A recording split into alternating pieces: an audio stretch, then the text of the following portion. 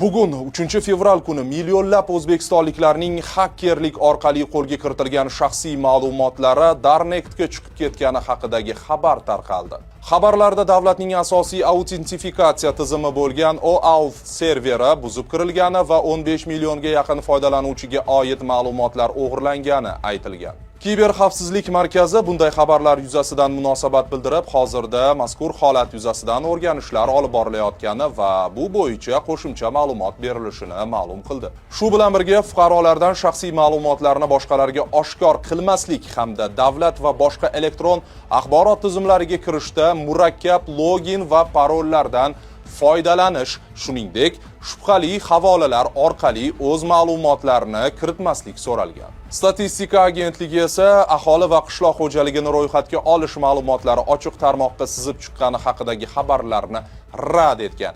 Ya'ni internetdagi tarqalgan ma'lumotlar Census.uz saytidan olingani haqidagi taxminlar noto'g'ri, agentlik ro'yxatga olish bilan bog'liq ma'lumotlarning xavfsizligi bo'yicha xavotirga o'rin yo'qligini qayd etgan. Nima bo'lganda ham bugungi xabarlar ortidan O'zbekiston fuqarolariga nisbatan onlayn firibgarlar tomonidan kiber hujumlar ortishi kuzatilyapti. Bu esa yanada e'tiborli va ehtiyotkor bo'lishni talab etadi.